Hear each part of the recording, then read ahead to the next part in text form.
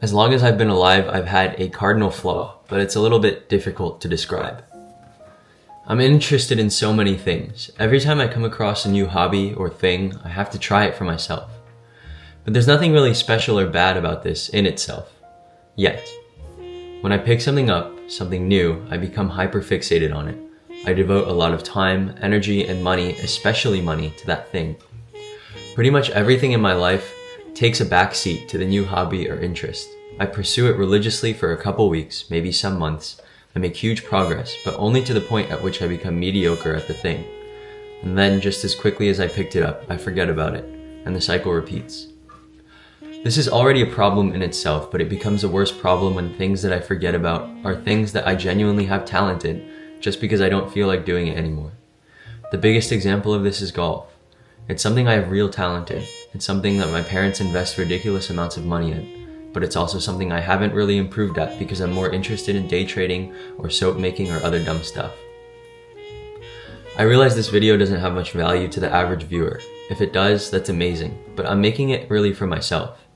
Making videos is something I find catharsis in, and I also find that it is one of the best ways I can keep myself accountable. So by putting this problem into physical existence by making this video, I might actually convince myself that this is a problem I have and hopefully take steps to fix it. I always thought that I might have some sort of form of high-functioning autism or moderate ADD, and I really wanted to offload this issue and just blame it on that. But regardless of whether I actually have some kind of condition or not, it's no excuse to just let a problem sit and get worse.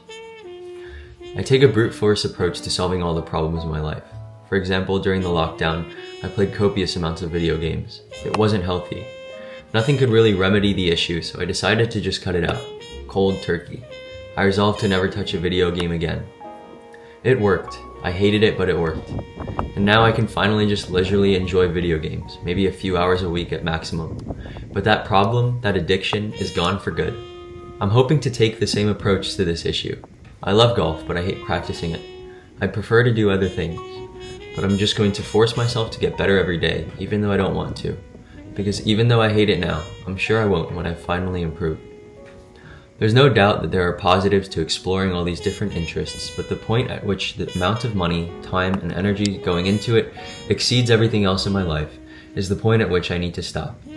I'm glad I've acquired so many talents and interests, but the cost of how much time and actual money I've sunk into the pursuit of them is really unjustifiable.